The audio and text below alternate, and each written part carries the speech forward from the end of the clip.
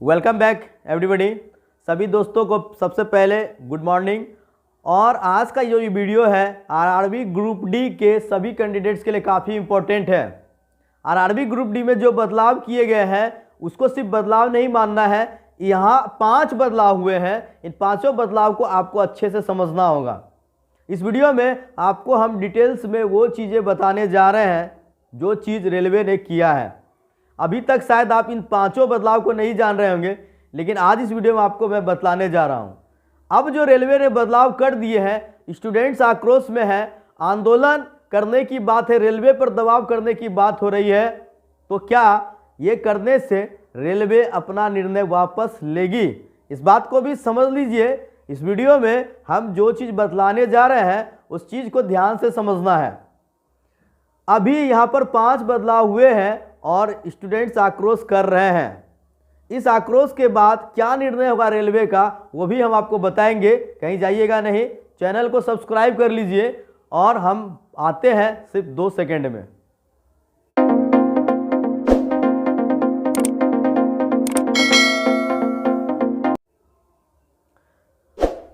Students, तो यहाँ पर सबसे पहले आपको बता दें कि रेलवे ग्रुप डी की नोटिफिकेशन कल यानी सोमवार को जारी की गई। एक नई नोटिफिकेशन जिसमें अचानक ऐसे बदलाव किए गए, स्टूडेंट्स के होश उड़ गए हैं।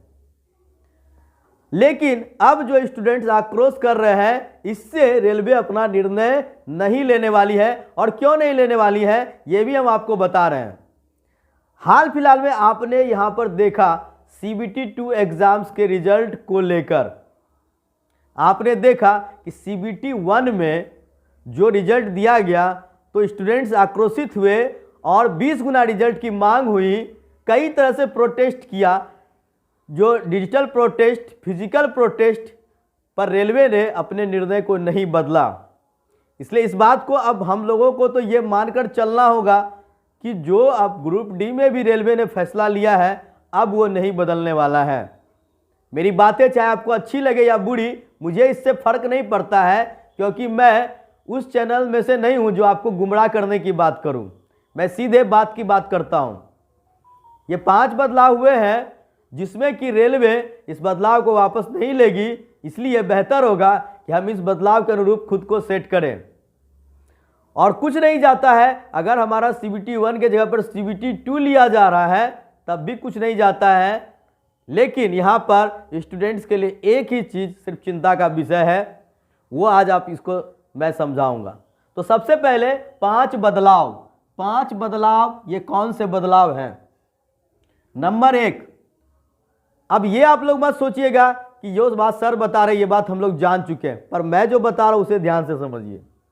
अब 2 फेज में एग्ज़ाम होगा, लेकिन क्या आप जानते हैं कि ये 2 फेज में एग्ज़ाम क्यों कराया जा रहा है और रेलवे अचानक ऐसा डिसीजन क्यों ली है?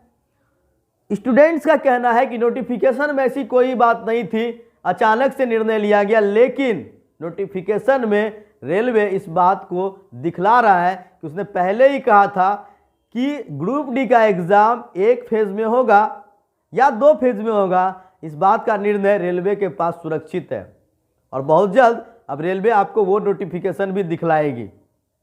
फिर आपके पास भी जवाब नहीं होगा, क्योंकि रेलवे इस बात को साफ तौर पर लिखा था, यह आधिकारिक फैसला होगा।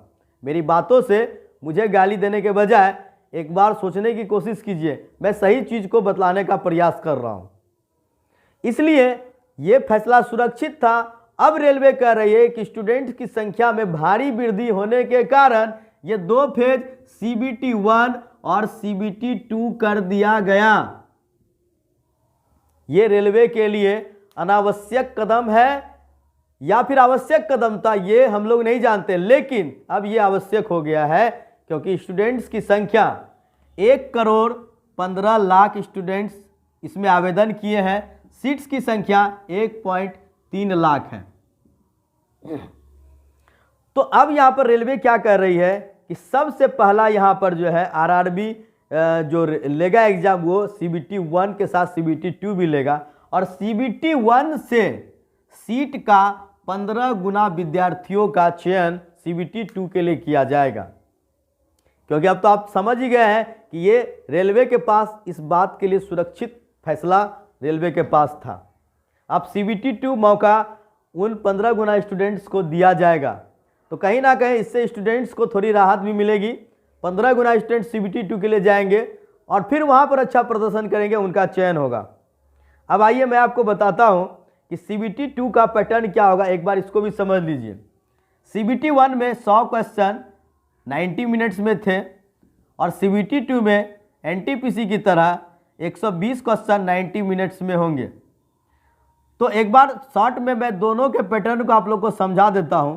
जो 100 क्वेश्चन CBT 1 में होंगे, तो CBT 1 के लिए जो आपका एग्ज़ाम होगा, इसमें देखिए CBT 1 में आपके जनरल साइंस से 25 क्वेश्चन होंगे, मैथ से 25 क्वेश्चन होंगे 50, और इसके बाद 30 क्वेश्चन आपके रीजनिंग से 30 क्वेश्चन हो जाएंगे, और इसके बाद आपके 20 क्वेश्चन जनरल अवेयरनेस और जनरल करेंट अफेयर से हमारा हो जाएगा 20 क्वेश्चन, यानी 50, 30, 80, 20, 100 क्वेश्चन इस तरह से होंगे।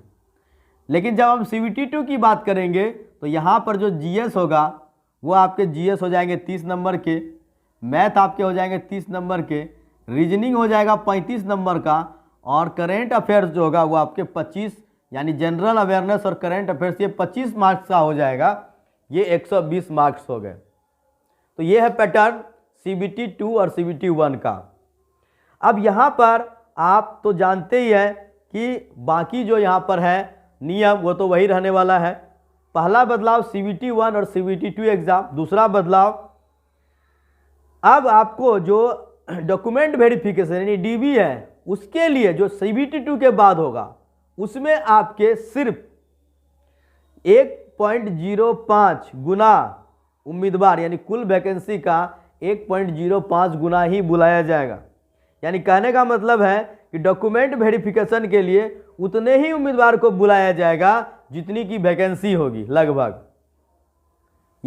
ये सबसे बड़ी यहाँ पर स्टूडेंट्स के लिए काफ़ी, ये सबसे बड़ी चिंता की बात है कि स्टूडेंट्स को डॉक्यूमेंट वेरिफिकेशन के लिए उतने ही स्टूडेंट्स को बुलाया जाएगा जितने की यहाँ पर सीट होंगे। अब यहाँ पर 1.03 लाख हम लोग वैकेंसी मान के चलते हैं, तो 1.05 लगभग स्टूडेंट्स को बुलाया जाएगा। अब इतने में पूरा सीट फुल होगा या नहीं, ये भी बात का कोई ठिकाना नहीं है। इस बात को यहाँ पर क्लियर कर दिया गया है कि CBT 2 के बाद, यानी इतने लोगों का समझिए तो CBT 2 के बाद लगभग आपका चयन हो जाएगा। अगर आप CBT 2 पास करते हैं तो आप ग्रुप डी के लिए क्वालिफाइड हो जाते हैं। नंबर 3, जो रिजल्ट का फॉर्मूला है वो बदला गया है। CBT 1 के बाद और CBT 2 के बाद जो भी रिजल्ट बनेगा वो नॉर्मलाइजेशन के आधार पर बनेगा, और नॉर्मलाइजेशन वही है जो CBT 1 NTPC के लिए हुआ था। लेकिन इस बार ग्रुप डी के फॉर्मूला में कुछ बदलाव किया गया है। वो फॉर्मूला मैं आप लोग को अगले वीडियो में उसको मैं दिखाऊंगा कि किस तरह से नॉर्मलाइजेशन की प्रक्रिया की जाएगी, वो भी मैं डिटेल्स में आप लोग को बताने वाला हूँ। ये थे तीसरा बदलाव। और अब चौथा बदलाव की बात करें तो यहाँ पर जो असिस्टेंट पॉइंट्समैन होता था, उस असिस्टेंट पॉइंट्समैन का नाम बदलकर केवल पॉइंट्समैन कर दिया गया है। क्या कर दिया गया है? सिर्फ पॉइंट्समैन कर दिया गया है। यानी इसमें भी कुछ माजरा है, ये असिस्टेंट पॉइंट को आखिर पॉइंट्समैन क्यों बनाया गया, इस पर भी हम बात करेंगे। इसके लिए हमारा वीडियो आएगा। और नंबर 5, जितने भी पोस्ट को रिवाइज किया गया है उसकी नई लिस्ट भी जारी हुई है। उस लिस्ट को भी मैं आपको दिखाऊंगा इस वीडियो में। हालांकि बहुत ज़्यादा बातें हो गई है, वीडियो बड़ा हो जाएगा। तो 5वां बदलाव ये है कि जो रिवाइज लिस्ट है वो भी जारी किया गया है, उसमें भी कुछ बदलाव होंगे। सारी बातों को हम डिटेल्स में बतलाएंगे।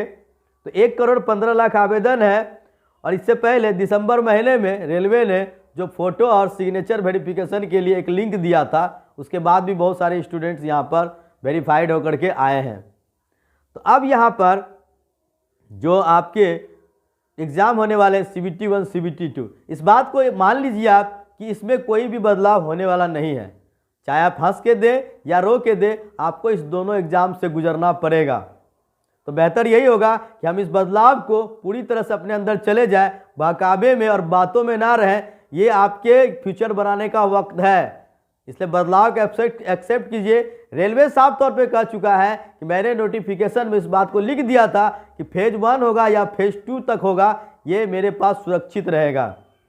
तो चलिए, अगर वीडियो पसंद आए, मेरी बातें पसंद आए, तो आने वाले मेरे वीडियो को देखते रहिए, और नहीं पसंद आए तो भी कोई बात नहीं है, मेरा काम था सही जानकारी आप लोगों तक पहुंचाना। वीडियो पसंद आए तो लाइक शेयर सब्सक्राइब करते रहिएगा। जय हिंद, जय भारत।